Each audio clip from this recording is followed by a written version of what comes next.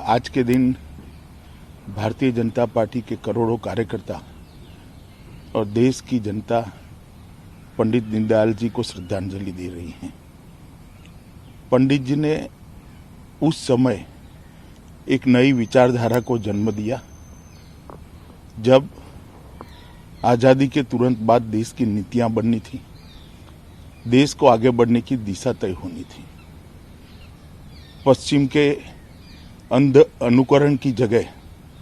उन्होंने भारतीय मिट्टी की सुगंध वाली एक विचारधारा को जन्म देने का बहुत बड़ा काम किया। एकात्म मानववाद के जरिए भारत किस दिशा पर आगे बढ़ सकता है, उसकी नींव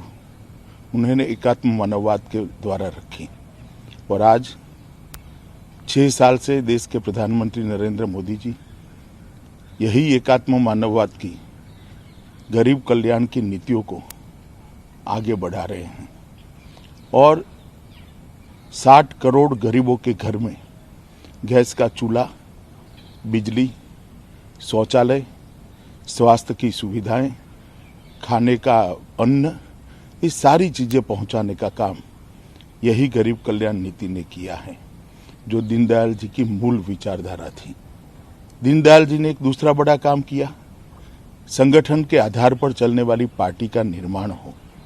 नेतृत्व की चकाचौंध से नहीं परंतु करोड़ों त्यागी परिश्रमी कार्यकर्ताओं के आधार पर एक सरकार और पार्टी और जनता के बीच में संवाद करने वाली संगठन की श्रृंखला खड़ी हो। शुरू में तो कार्य बहुत कठिन लिखता था जब 50 के दशक में शुरुआत करी, मगर अब तक आते आते भारतीय जनता पार्टी एक वटवृक्ष बनी है और वो दिखाती है कि दीनदयाल जी कितने दूरदर्शी थे। आज भारतीय जनता पार्टी का संगठन राजनीतिक रूप से दुनिया का सबसे बड़ा संगठन बनकर उभरा है, जिसकी नींव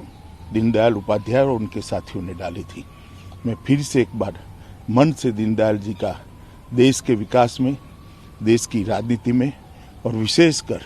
एक गरीब कल्याण में जो योगदान है उसको याद भी करता हूं और दीनदयाल जी को श्रद्धांजलि भी देता हूं।